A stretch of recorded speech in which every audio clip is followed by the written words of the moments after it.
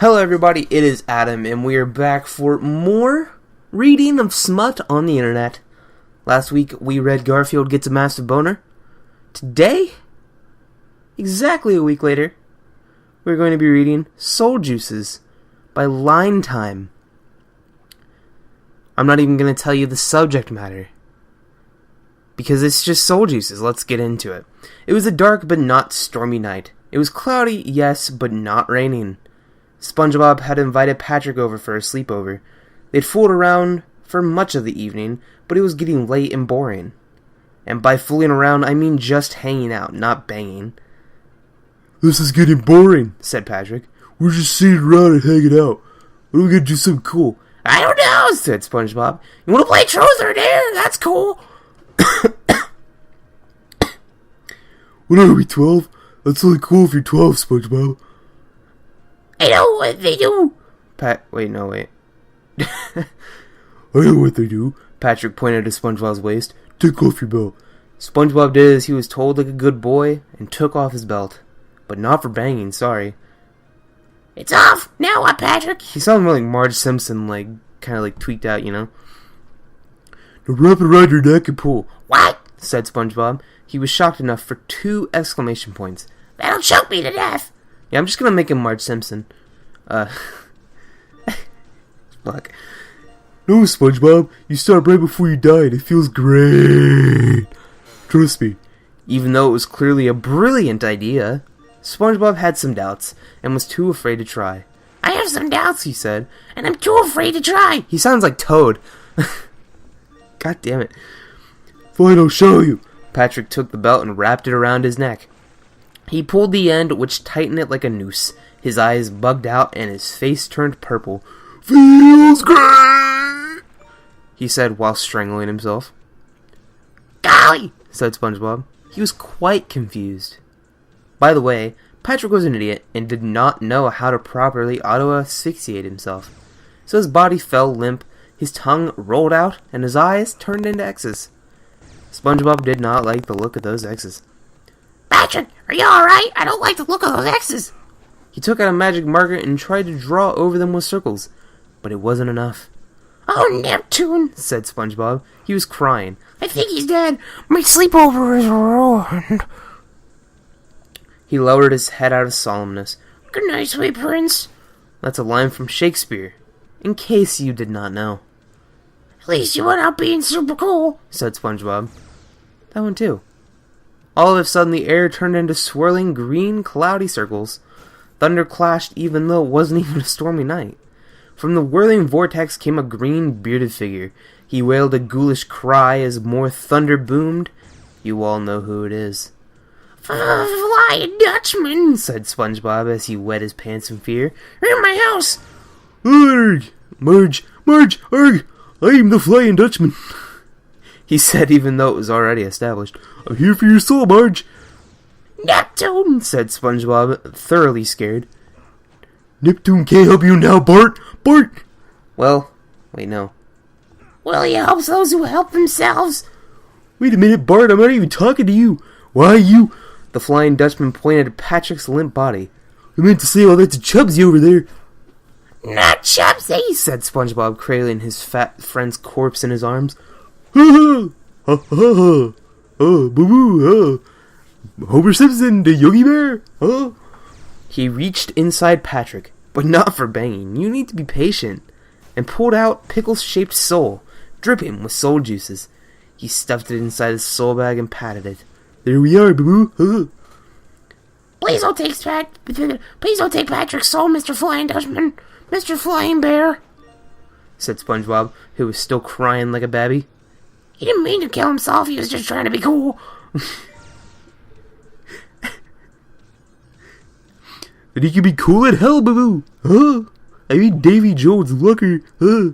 I never recall it these days, huh?" Oh, fuck. "No, please give him another chance. I'm begging you," begged SpongeBob. "I'll do anything." I keep losing my fucking spot. "Anything, boo-boo," said the Dutchman italically. "Anything." The Flying Dutchman unbuckled his own belt. "I think you know where this is going." SpongeBob swallowed and lowered his head solemnly. Again. Yes. Yes, I get it. The ultimate sacrifice, an eye for an eye and soul for a soul to be an hero. The answer is yes. I will strangle myself to death and give you my soul in exchange for Patrick's. What? No. What? I'm taking off my belts for banging, you fool. Banging? Oh, like how ghosts bang on walls and rattle chains and stuff like that? No, like me dropping anchor in your poop deck and maybe finish showing off on your tummy. Don't understand, said SpongeBob the Virgin. I'll show you. The Flying Dutchman pushed SpongeBob over onto his stomach. Actually, he pushed him onto Patrick's body too, because his ample flesh made for good cushion. SpongeBob looked back as the Dutchman started to slide off his little square pants. Oh, what are you doing? He said. Anything, he said, echoing SpongeBob's promise. That I want. Next came the underwear. The Dutchman pulled them off and cast them aside, exposing SpongeBob's porous yellow ass. SpongeBob shivered as he felt the air hit him where it normally did not. You feel a draft? He said nervously, but the Flying Dutchman was too busy preparing the bang for small talk. Preparing to bang. Yeah, he was preparing the bang. He took his long, jagged, rickets-affected finger and poked it inside SpongeBob's tiny pucker hole. SpongeBob squealed like a little piggy. That's a private area. Yeah, I'm gonna bite on my shirt a little bit and say it. Don't you want your friend Sobek? You mean if I have to do this, you'll let Spatrick live? Yeah, sure, whatever. Cool beans, that's great! SpongeBob shrieked. Autistic screeching. Great!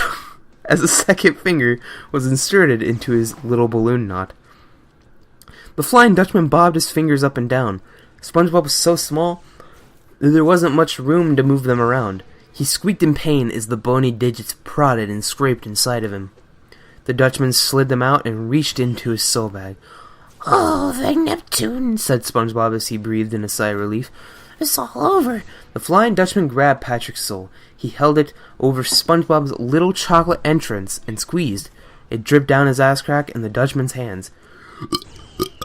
Soul juices make great lube, said the Dutchman. Oh, what's lube? Said SpongeBob. The Dutchman put the soul back in his soul bag. Then he reached for his ghostly fly and unzipped. Pants came off easily when you don't have legs. He slid whatever he wears down there off, revealing his glowing, erect, ghostly member. SpongeBob was turned away, still on his stomach on Patrick's lifeless body, so he didn't see the Dutchman bringing his throbbing green manhood closer and closer. He let the tip tease SpongeBob's entrance, grazing it with his uncircumcised penis. He's from like the 1700s Europe. I got to keep this accurate. But not putting it in. SpongeBob giggled at the sensation. This is so bad, he thought. Then the Dutchman gripped the base of his veiny cock for leverage and slid it in SpongeBob's tight, soul-juiced hole. The Flying Dutchman grunted in pleasure. He barely even fit in the tiny sponge. The pressure against his cock was incredible. Only about 3/8 of his dick would slide in, as that was as deep as SpongeBob's exit-turn-entrance was. SpongeBob cried out in extreme pain. He'd never had a giant ghost penis penetrate him before. Or any kind of penis, actually. Let me just adjust myself in my chair here. The Dutchman pulled back and slammed in again. And again, aligning with SpongeBob's squeals of pain. SpongeBob dug his nails into Patrick's corpsey body as he held on. The Flying Dutchman started to go even faster. He held SpongeBob's waist, pulling him into each of the thrusts. SpongeBob gripped harder at Patrick as the pain increased. He bit down at the pink flesh to keep from crying out like the pillow biter he was. The Dutchman didn't have lungs anymore since he was a ghost, so he didn't have to catch his breath. There was no stop and go, it was just constant furious humping. Anal blood started to seep from SpongeBob's tight but not as tight as before hole. The red fluid trickled down SpongeBob's square-ass cheek. The Dutchman didn't even notice his bloody cock wasn't just wet from sweat, pre-cum, and soul juices anymore. Suddenly, as the Dutchman maintained his hard and quick rectal pounding, SpongeBob felt something strange. He was in intense pain, sure. His lower bowels were literally being torn asunder by a plundering phantom penis. I really like that alliteration right there. His lower bowels were literally being torn asunder by a plundering phantom penis, physically ripping his sphincter and rectum to a bloody sticky mess. But there was a spot that the specter's schlong kept hitting that was like a burst of pleasure. SpongeBob didn't understand it, since he didn't understand anything at all that was happening, but he liked it. Right there, He panted in with the thrust. make me yours. The Dutchman knew he'd hit SpongeBob's prostate. Oh, you like that, boo-boo? Do ye? He pushed extra hard into it. SpongeBob's whole body tensed. He squeezed hard at Patrick's dead body cushion again. Too bad. The Dutchman intentionally pulled his cock away. He slid it out and let it rest a moment on SpongeBob's spongy ass. He didn't want SpongeBob to enjoy a single second of this. SpongeBob whimpered. He let his eyes dilate into puppy dog eyes. It didn't have an effect on the Flying Dutchman. He flipped SpongeBob over. He forced him to sit up on his sore, bleeding ass. SpongeBob bit his lip in pain. No, open up, boo-boo, said the Flying Dutchman. Open what up? Said SpongeBob. His answer was the Dutchman's huge, ghoulish dick shoved in his mouth. SpongeBob gagged for a moment before starting to breathe through his nose. The Dutchman grew impatient with SpongeBob's lack of sucking, so he pushed his cock deep into SpongeBob's throat. SpongeBob choked and gripped at his neck. His eyes watered as he gasped for air. He said as he cock choked. Suck it, boo-boo, said the Flying Dutchman. I got hair in my mouth. SpongeBob caught his breath so his lungs could prepare for dick sucking. He cupped the salty, tasting organ with his tongue. He let it roll over the tip and shaft, feeling the individual veins throbbing with the sensation. Ghosts are very veiny.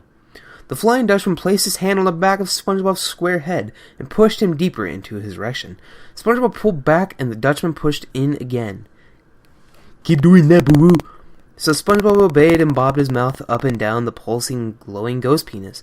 It was an awful taste in his mouth. It was a mixture of unwashed dick, blood, sweat, pre-cum, and soul juices. I had another hair in my mouth. Not just any soul juices either, but his best friend's soul juices. Patrick's soul juices. His dead companion reduced to mere lube, and a pillow, for such a disgusting act. Suddenly SpongeBob felt the Flying Dutchman tense. His back arched a bit and he grunted. Then SpongeBob choked again as a flood of warm, sticky liquid filled his mouth. He gagged and pulled his head away. Dripping threads of cum trailed from his mouth and back up to the Dutchman's tingling member. SpongeBob wiped it away with his hand. The Flying Dutchman sighed with pleasure. It's been over 200 years since I plundered booty like that, boo-boo. Now you can give me my friend's soul back, said SpongeBob as he rubbed his sore asshole. Notice how he's getting a little, less enthusiastic and a little bit more, how do I say this? Exhausted, I guess? Huh? Oh yeah, sure, here you go, boo-boo. The Flying Dutchman tossed it at Patrick. Well, I'd best be going. Well, wait, I don't understand. What just happened? What did you do to me? Is it cool? Do the cool kids do it? How did you even touch me if you're a ghost? Shouldn't you go right through me? I have 60 ghost powers, boo-boo. But what about 60 ghost powers? Oh, will I ever see you again? Said SpongeBob, who apparently gets over being raped pretty fast. Sure, said the Flying Dutchman. When you die. The swirling clouds appeared again. Or maybe sooner if I feel like doing this again, boo-boo. After all, lemons prevent scurvy. I honestly do not understand that joke. What the hell is a lemon? If somebody please tell me. In the comments, or link me to a Wikipedia or something. I actually have no clue. Huh? Said SpongeBob, who did not get the joke, just like Adam. Huh? The Dutchman laughed evilly, then he disappeared into his ghostly clouds. Suddenly, Patrick stirred. He groaned and held his head. Oh, Patrick, said SpongeBob as he raced to his side. You're alive! My sleepover's not ruined after all. My head hurts. My head hurts. SpongeBob squeezed his friend with a hug. I'm so happy you're not dead. Why does it smell like rape in here? And that's the end. We'll just stop there since the banging is over and that's all you read this for. If I could trouble you to pull your hand out of your pants long enough to write a review, that'd be really cool beans. If you read this and don't review, I'll assume you were too busy finishing yourself off and didn't want your keyboard to smell like your nether regions. I may or may not write more like this. Well, who wrote this? Line Time? Don't write more like this, please. Never again. let's read some of these reviews real quick. On April 2nd, a violated perso wrote, "My eyes have been violated." On March 30th, Smut is Funny Lol said, "This is fan-fucking-tastic." On March 23rd, SpongeBob said, "Harder, Daddy." And on March 23rd, Guest said, "That's good." Well, that's really all I have for today. Like I said, line time, don't write more of this. This was trash. This was smut. Oh, here's another review that I just saw out of the corner of my eye. On January 20th, Jesus said, "You need me." And I do need you after that, Jesus. So, that is, like I said, that is all I have for you guys this week. If you enjoyed this terrible, terrible smut, go ahead and hit that like button for me. Or, if you didn't, don't. But, go ahead and subscribe if you really want to, because it is always appreciated, and if you like what I'm doing, like I said, subscribe. Also, follow me on Twitter. We're trying to get 300 followers by the end of the year. It might happen, it might not happen. Maybe it'll happen sooner. I don't know. It all depends. But, I'm gonna go ahead and leave you guys on that one. I will talk to you guys later. Goodbye.